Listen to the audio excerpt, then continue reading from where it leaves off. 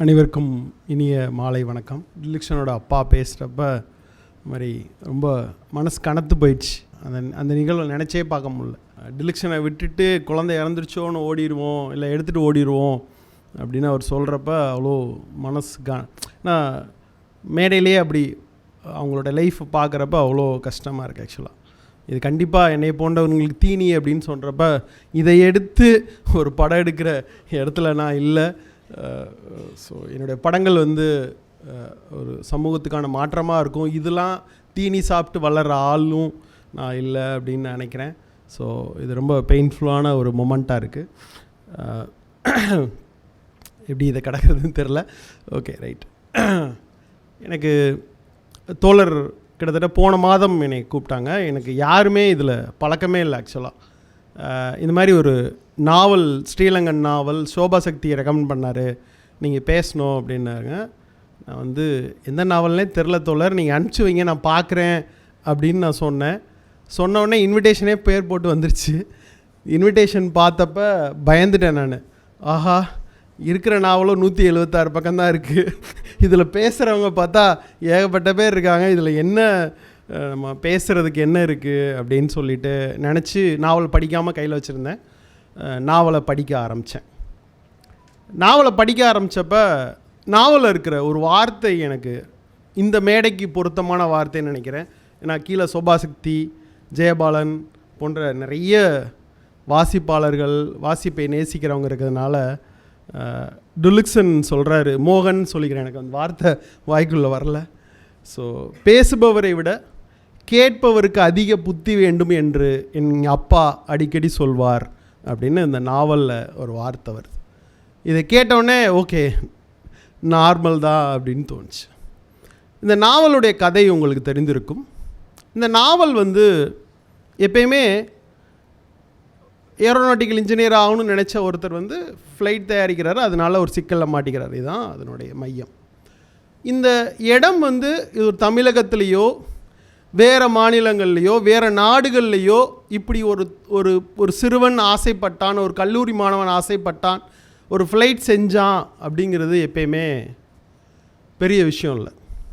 ஆனால் ஒரு யுத்தம் நடக்கல பூமியில் ஒருத்தன் ஆசைப்பட்டான், ஒருத்தன் இப்படி ஆச்சு அப்படிங்கிறது தான் இந்த நாவலுக்கான, இந்த கதையை சொல்ல வேண்டும்ங்கிற ஆழத்தை, ஆச்சரியத்தை எப்பவுமே ஒரு நாவலுக்கு இது வழங்கிக்கிட்டே இருக்கு. அந்த பூமி ரத்தம் கொந்தளிக்கிற, குண்டுகள் பொழிகிற பூமி. நாங்கள் இயக்குநர்கள்லாம் இப்போ பேசிகிட்டு இருப்போம். சுகுணா கூட சொல்லிகிட்டு இருந்தார், 2000களில் 90களெல்லாம் இனிமே சிறந்த நாவலுங்கிறது ஸ்ரீலங்காவிலேருந்து தான் வரப்போகுது. தமிழர்களுக்கு வாழ்க்கையிலேருந்து சொல்கிறதுக்கு மிடில் கிளாஸ் லைஃபினுடைய பெயினை தவிர வேறு ஒன்றும் இல்லை அப்படிங்கிறது எப்பயுமே இங்கே தொடர்ந்து ஒரு உரையாடலாக, இல்லை ஒரு விவாதமாக நடந்துக்கிட்டே இருக்குது. அது தொடர்ச்சியாக தான் நம்ம ஸ்ரீலங்கன் ரைட்டர்ஸுடைய நாவலை விரும்பி ஆமுத்துலிங்கம் தொடங்கி சோபா சக்தியிலிருந்து தொடர்ந்து எல்லா நாவலையும் தொடர்ந்து நம்ம படிக்கிறப்ப நம்மளுக்கு ஏற்படுகிற புதிய உணர்ச்சிங்கிறது அதுதான். ஒரு ஃபிலிம் டைரக்டராக நான் நினப்பேன், யுத்தம் நடக்காத ஒரு பூமியில் நம்மளுடைய திரைப்படங்கள்லாம் நீங்கள் பார்க்குறப்ப தெரியும். திரைப்படங்கள் அப்படியே ரத்தமும் அடிதடியும் சண்டையும் திரைப்படங்கள் நிறைஞ்சு வெளியும். ஆனால் நம்ம வாழ்க்கை ரொம்ப நார்மலாக இருக்கும். ஆனால் யுத்தம் நடக்கிற ஈரான், ஈராக் போன்ற நாடுகளில் வர்ற திரைப்படங்கள் நீங்கள் பார்த்தீங்கன்னா தெரியும், குழந்தைகளுடைய திரைப்படமாக இருக்கும்.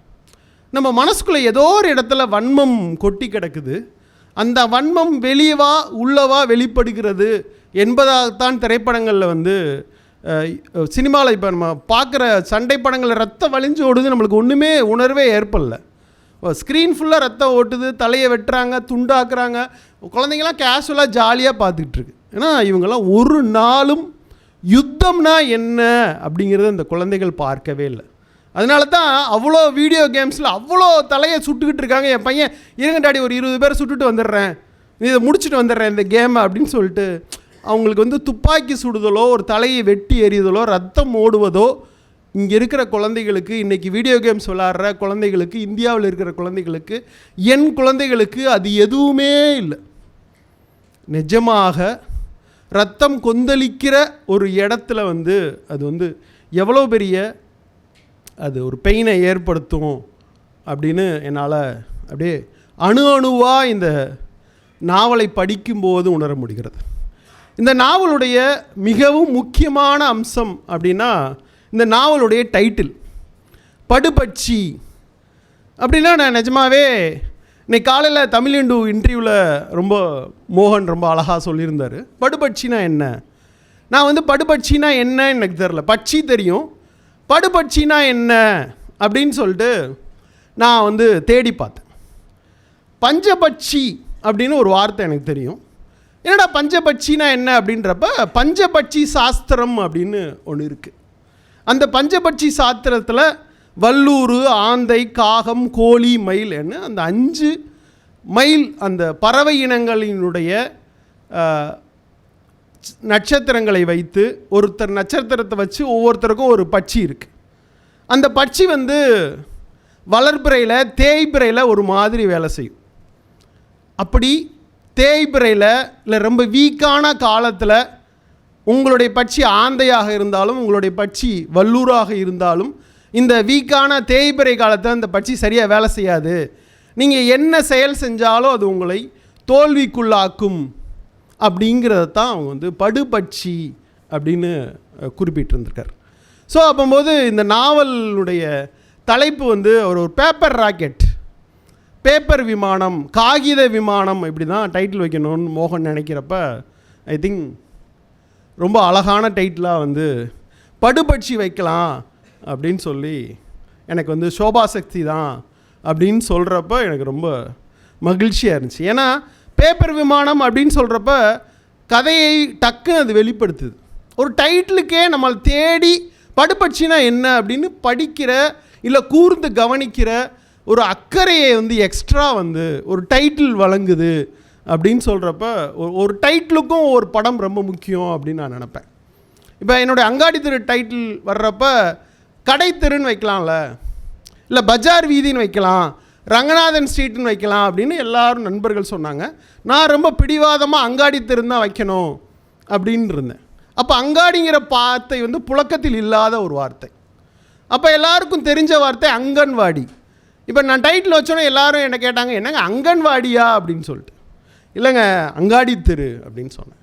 மெதுவாக அந்த திரைப்படம் வர துவங்குகிற காலத்தில் அந்த அங்காடி தெருங்கிற வார்த்தை புழக்கத்துக்கு வருகிறது. அங்காடினா என்ற கேள்வி, அந்த சொல் வாசகர்களுடைய மனதில் இன்று புழக்கத்தில் இருக்கிற ஒரு பத்திரிகையில் வந்து அங்காடி தெருன்னு போட்டு பிஸ்னஸ் நியூஸை போடுற ஒரு சொல்லாக மாறி இருக்கிறது. அப்போது ஒரு நாவல் எழுதும்போது ஒரு டைட்டில் வைக்கிறதுக்கே இவ்வளவு கூர்ந்து கவனிக்கிற ஒரு ஐடியா வேணும் அப்படிங்கிறது வந்து எனக்கு பல காலம் நான் தொடர்ந்து ரைட்டர்ஸோட பேசிகிட்டு இருக்கப்போ தெரியும். இந்த மாதிரி டைட்டில் வந்து ஏதோ ஒரு ரோல் பண்ணுது. அப்படி எனக்கு படுபட்சி ஒரு ரோல் பண்ணுச்சு.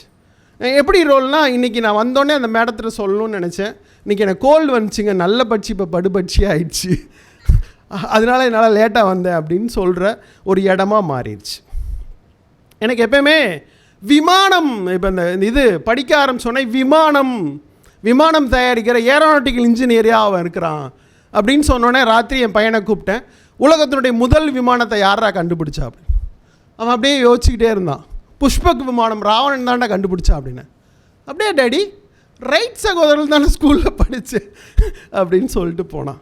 எனக்கு வந்து இந்த முதல் விமானத்தை யார் கண்டுபிடிச்சானா, அந்த முதல் விமானத்தை கண்டுபிடிக்கிற ஆர்வத்தில் ஒரு கனவில் ஒரு சின்ன பையனுடைய கனவு விரிஞ்சிருக்கு அப்படின்றப்ப இது ரொம்ப அழகான ஒரு ஒரு ஒரு ஒரு கனவாக இருக்குது. இந்த கனவை ஒருத்தன் எப்படி எதிர்கொள்கிறான் அப்படிங்கிற கனவு ரொம்ப அழகான கனவாக இருக்குது. இந்த ராவணன் வந்து புஷ்பக் விமானத்தை கண்டுபிடிக்கிறான். அந்த விமானம்தான் இலங்கையினுடைய முதல் விமானமாக இருக்கிறது. அதற்கான போராட்டம் இருக்கிறது. அது எங்கே கண்டுபிடிச்சாங்க, யார் கண்டுபிடிச்சாங்க, ராமர் பாலத்தை யார் கட்டினாங்க, ராமர் கட்டினாரா இப்படின்னு பெரிய புராணத்தினுடைய கதைகள் இருக்கிற நேரத்தில் தான் இந்த கதையில் வருகிற தந்தை சொல்கிறாரு, அப்பெல்லாம் கட்டல, ரைட் சகோதரர்கள் தான் கட்டினாங்க. இந்த புராண கதையெல்லாம் போட்டு குழப்பிக்காமல் நீ வந்து ஒழுங்காக படிக்கிற வேலையை பாரு அப்படின்னு சொல்கிற. சரி, இந்த மொத்த இந்த கதையை எதுக்கு சொல்லணும்? இந்த நாவலுடைய கதையை ஒருத்தன் எதுக்கு சொல்லணும் அப்படிங்கிற கேள்வி எனக்கு இந்த நாவலில் வந்துச்சு. இந்த கேள்வி அந்த மோகனுக்கும் வந்திருக்கிறது. இந்த நாவலுடைய கதையை ஒருத்தன் ஏன் சொல்லணும், தன் வரலாறை இந்த கதையை ஒருத்தன் ஏன் சொல்லணும் அப்படிங்கிறப்ப அவன் உள் மனசில் ஒரு ஆன்மாவாக ஒரு குரல் உளுத்திக்கிட்டே இருக்கும். ஏதோ ஒரு இமேஜ் அவனை டிஸ்டர்ப் பண்ணிக்கிட்டே இருக்கும். அந்த இமேஜ் தான் அந்த நாவலுடைய மொத்த மையம்னு நான் நினப்பேன். நாவல் ஏரோநாட்டிக்கல் இன்ஜினியராக ஒருத்தர் இருந்தால் போலீஸ் பிடிச்சி தூக்கி உள்ளே போட்டுருச்சு, அது இல்லை பிரச்சனை. இந்த நாவலுடைய ஆன்மாவுடைய மையம் எது அப்படின்னு நான் தேடிக்கிட்டே இருந்த நாவலை படிச்சுட்டு. ஏன்னா அந்த ஆன்மாவுடைய மையம் தான் இந்த நாவலை நான் அந்த உலகத்துக்கு சொல்ல வேண்டும் அப்படிங்கிறது. விமானத்தை நான் கண்டுபிடிச்சேங்கிறது முக்கியம் இல்லை, அது வெளிப்புற தோற்றம். ஒரு ஹீரோ வில்லனை வென்று விட்டான் அப்படிங்கிறது போன்று வெளிப்புற தோற்றம் தான் இந்த நாவலில் இருக்கிற டுலக்ஸ் மோகன் ஒரு விமானத்தை கண்டுபிடிச்சி ஜெயிலில் மாட்டிக்கிட்டாங்கிறது, சித்திரவதை அனுபவிச்சான், வெளிநாட்டில் வாழ்ந்தாங்கிறது. ஆனால் அதை விட மிகவும் முக்கியமான ஒரு இடம் என்பது அவர் சொல்கிறார். அவர் ஜெயிலில் சிங்கள இராணுவத்துக்கிட்ட மாட்டிக்கிட்டார். அவனுடைய அம்மாவும் அவனுடைய தங்கையும் அவனை பார்ப்பதற்காக நிற்கிறார்கள். நிர்வாணமாக தன் அம்மாவின் முன்பும் தன்னுடைய தங்கை முன்பும் நிற்கிறான். அப்போது அந்த சிங்கள இராணுவத்தினுடைய அந்த தளபதி சொல்கிறாரு, இந்தா உன் பையன் நிற்கிறான் பார், குட்டி பட்சியோடு நிற்கிறான் பார், நீ நினைக்கிறல அப்படின்னு சொல்லி அவனுடைய நிர்வாணத்தை கேள்வி செய்கிறார். இந்த இடம் நான் நினைக்கிறேன் இந்த கதையினுடைய ஆன்மாவினுடைய மைய புள்ளி. ஒருத்தன் தன் அம்மாவின் முன்பும் தன்னுடைய தங்கை முன்னும் நிர்வாணமாக நிற்கிற இடம் உங்களுக்கு புரியாது. அதை புரிய வேண்டுமானால் உங்கள் தாயின் முன்பும் சகோதரன் முன்பும் உங்களை நிர்வாணமாக நிறுத்த வேண்டும். நிர்வாணம் இயல்பு அல்ல நண்பர்களே, நிர்வாணம் இயல்பு அல்ல. மருத்துவமனையில் நீங்கள் போகும்போது உங்களோட எல்லா ட்ரெஸ்ஸையும் கழட்டிட்டு அப்படின்றப்ப உங்களுக்கு கையெல்லாம் பதறும், உங்கள் ஈகோலாம் உடஞ்சி நொறுங்கும். அந்த இடம் தான் நிர்வாணம். நிர்வாணத்தை நீங்கள் சாதாரணம் நினச்சிட முடியாது. அவர் சொல்கிறாரு, உங்களுக்கு புரியாது. உங்களுக்கு புரிய வேண்டுமானால் உங்கள் தாயின் முன்பும் சகோதரின் முன்பும் உங்களை நிர்வாணமாக நிறுத்த வேண்டும். என்னால் ரம்லா தானை விமான பொறியியல் கல்லூரியின் முதல்வரில் எதிர்த்து பேச முடியவில்லை. அந்த கல்லூரியினுடைய முதல்வர் முன்பு எதிர்த்து பேச முடியவில்லை. 4ஆம் மாடியில் புலனாய்வு அதிகாரிகளை எதிர்த்து பேச முடியவில்லை. எங்கள் அப்பாவை காணாமல் ஆக்கியவர்களை எதிர்த்து பேச முடியவில்லை. என் அம்மாவையும் தங்கையையும் கொன்றவர்களை எதிர்த்து பேச முடியவில்லை. எனது ஊரை தீயிட்டவர்களை எதிர்த்து பேச முடியவில்லை. யுத்தம் செய்தவர்களை எதிர்த்து பேச முடியவில்லை. இப்படி எல்லா இயலாமைகளையும் திரட்டி நான் ஏதாவது செய்ய வேண்டும் என்கிற ஒரு ஆன்மாவினுடைய ஒரு குரலாக இந்த நாவல் மலர்ந்திருக்கிறது என்று நினைக்கிறேன். இந்த கதாசிரியர் ஒரு இடத்தில் சொல்கிறான், இந்த உலகத்திலேயே ஒரு மோசமான அவ்வளோ பயங்கரமான ஒரு கோழையை நீங்கள் பார்த்துருக்க முடியாது, அந்த கோழை நான் தான் அப்படின்னு சொல்கிறான். நான் எப்பயுமே நினைப்பேன், எல்லா குழந்தையும் தூங்கிருச்சுன்னா அந்த குழந்தை கனவுங்கிற குழந்தை அல்ல. எந்த குழந்தை காய்ச்சலில் நடுங்கியபடி, ஜலதோஷத்தில் இருமியபடி, தும்மியபடி இரவெல்லாம் முழித்திருக்கிற ஒரு குழந்தை இருக்கிறது அல்லவா, அதுதான் கனவு காண்கிற குழந்தை அப்படின்னு நினைப்பேன். இப்படி கோழைத்தனமாக அம்மாவை வீட்டில் தனியாக இருக்கிறாங்க, அப்பா இல்லை வீட்டில், பின்னாடி இருக்கிற ரவுடியெல்லாம் தொந்தரவு பண்ணுறாங்க, கிண்டல் பண்ணுறாங்க, கேலி பண்ணுறாங்க, ஒன்றுமே செய்ய முடியல. அப்பா காணா போயிட்டாரு, போய் எதிர்த்து சண்டை போட முடியல, அம்மா சண்டை போடுறாங்க, இந்த நாயகனால் சண்டை போட முடியல. தன்னுடைய காதலி அவள் விடுதலை புலிகள் இயக்கத்தில் போய் சேர்ந்துட்டா, அவளை தேடி கண்டுபிடிக்க முடியல, எதுவுமே செய்ய முடியல.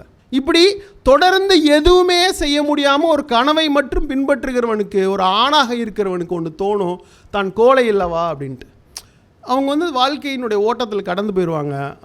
அந்த ரைட்டருங்கிற ஒருத்தர் இருக்கான்ல, அவன் உள்ளே முழிச்சிக்கிட்டே இருப்பான். இந்த இயலாமையெல்லாம், இந்த தோல்வியெல்லாம், இந்த கோழைத்தனத்தை எல்லாம் எழுதி கடந்து விட முடியுமா அப்படின்னு ஒருத்தன் நினச்சிக்கிட்டே இருப்பான்.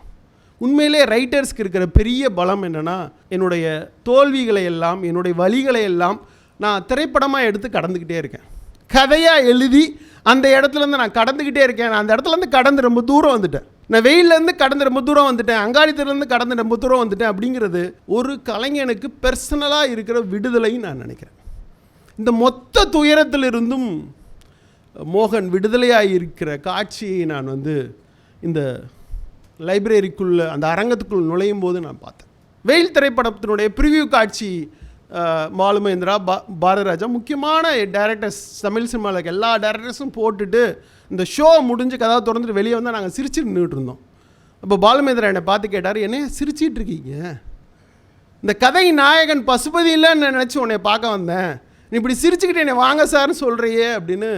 அந்த கதை, அந்த கலை, அந்த திரைப்படம் அவர் உடம்புக்குள்ள அப்படி உருகி ஓடி இருக்கு. நிஜமாவே நான் மேடைக்கு வர்றப்ப அவங்க அப்பா இன்றைக்கி வரப்போகிறாருன்னு இந்த அழைப்புதலை பார்க்குறப்ப, ஓ காணா போனவர் வந்துட்டாரா, இப்போ அம்மா என்ன ஆனாங்க, தங்கச்சி என்ன ஆனாங்க அப்படின்னு தேடி வரப்போ அம்மா தங்கச்சி அப்படின்னு சொல்கிறப்ப நான் உறைஞ்சிட்டேன். நிஜமாவே இதை நான் வந்து ஃபிக்ஷன் நான் நினைக்கல. ஏன்னா இந்த கதை, இந்த நாவல் படிக்கிறப்ப பின்னாடி இருக்கிற புகைப்படத்தை பார்க்குறப்ப, ஒரு விமானத்தோடு இருக்கிற ஒரு புகைப்படத்தை நம்ம பார்க்குறப்ப நிஜமாகவே தன்னுடைய வாழ்க்கையை உருக்கி ரத்தமும் சதையுமாக ஒருத்தன் நாவலில் எழுதி வைத்திருக்கிறான் என்ற ஒரு வாசகனுடைய நம்பகத்தன்மையோடு இருக்கிற ஒரு வாசகனாக நான் ஓடி வரும்போது, நான் வாசலில் பார்க்குறப்ப இது சந்தோஷப்படுறதா இல்லை அழுகிறதா, என்ன செய்கிறதுனே எனக்கு தெரில. ரொம்ப ஒரு மாதிரி சர்ப்ரைஸாக இருந்துச்சு. நாவலாசிரியனால் இன்னொரு என்ன செய்ய முடியும் அப்படின்றப்ப எனக்கு ரொம்ப ஆச்சரியமாக இருந்துச்சு. இந்த நாவலில் வர்ற அம்மா பேசிக்கிட்டே இருக்கிறாங்க. சின்ன குழந்தைகள் அவனை கூப்பிட்டு உட்கார வச்சு கதை சொல்கிறாங்க. ராவணன் இது கற்றுக் கொடுத்தான், அது கற்றுக் கொடுத்தான், ராமாயணம் எல்லா கதையும் சொல்லிக்கிட்டே இருக்காங்க, புலம்பிக்கிட்டே இருக்கிறாங்க. அப்படி புலம்புவதற்கு கதாசிரியன் ஒரு அழகான ஐடியாவை கண்டுபிடிச்சிருக்காங்க. ஏன்னா அவங்க அப்பா ஒரு ஊதாரி, ஆக்சுவலாக வீட்டை கண்டுக்க மாட்டார், வெளியே எங்கிட்ட சுற்றுவார். அவங்க அப்பாவுக்கு பாசமலர் அப்படின்னு ஒரு பட்டப்பேர் உண்டு. ஆக்சுவலாக இந்த கதையினுடைய, இந்த நாவலினுடைய சுவாரஸ்யமான நம்ம சிரிக்கிறதுக்கான ஒரு இடம் இருக்கிறது. இந்த அவங்க அப்பா, அந்த கதை நாயகனுடைய தந்தை, அவர் ஒரு தேட்டர் வச்சுருக்கார். பௌர்ணமி ஆனால் அந்த தேட்டர் வந்து லீவ். அப்போ என்ன பண்ணுறாரு, ஒரு பொண்ணை கூட்டு வந்து அந்த தேட்டருக்குள்ளே வந்து காதல் பண்ணிக்கிட்டு இருக்காரு. அவங்க அப்பாவோ என்னமோ தேட்டரில் சவுண்டு கேட்குதே அப்படின்னு சொல்லிட்டு வந்து சவுண்டு கேட்குதே அப்படின்னு சொல்லிட்டு அந்த கதவை தேட்டரை திறக்கிறாங்க. பார்த்தா ஒரு பொண்ணோடு இருக்கார். எல்லாருமே பார்த்துடுறாங்க. உடனே அந்த பொண்ணு சொல்லுது, பாசமலர் படத்தை காட்டலான்னு சொல்லி இவன் கூட்டு வந்து தேட்டருக்குள்ளே கூட்டு வந்துட்டான் அப்படின்னு. இந்த செய்தி வந்து அந்த வட்டாரம் முழுக்க போயிடுது. அதனால அவங்க அப்பாவை வந்து செல்லமாக எல்லாருமே பாசமலர் எப்படி இருக்கியா, நல்லா இருக்கியா அப்படின்னு ஒரு கிண்டல் கேலி செய்கிறதாக இந்த கதையில் வர்ற இடத்துல நிஜமாகவே நான் சிரித்தேன். ஆக்சுவலாக ஒரு தேட்டரில் வந்து ஒரு ஆள் வந்து கூட்டு வந்து ஒரு பாசமலர் படத்தை காமிச்சா, பாசமலர் சொல்லாமல் ஒரு காதல் மலரை வாசிச்சிருக்கிறாரே அப்படின்ட்டு. ஆனால் அது வந்து பின்னாடி அந்த பாசமலர் வேறு ஒன்றாக வருகிறது. என்னவா வருதுன்னா, காதலும் ரகசிய குறியீடு தானே. அதனால் இவர் வந்து தனியாக ஒரு ரைஸ் மில்லில் உட்காந்து அவர் வந்து எப்படி ஃப்ளைட் செய்கிறதுன்னு இந்த நோட்ஸ் எழுதுகிறாரு. அதை யாருக்குமே தெரியாமல் எப்படி மறைச்சிக்கலாம் அப்படின்றப்ப பாசமலர் குறியீடுகள் அப்படின்னு போட்டால் இளைஞரானதுக்கு தெரியாது அப்படின்னு சொல்லிட்டு அவருக்கு வந்து பாசமலர் குறியீடுகள் அப்படின்னு சொல்லிட்டு அந்த அந்த அந்த இதை மொத்தமாக மறைச்சிக்கிறாரு அப்படின்னு அழகாக இருக்குது. அப்புறம் இந்த மொத்த நாவலையும் ரொம்ப அழகாக வியந்த ஒரு இடம் இருக்கிறது.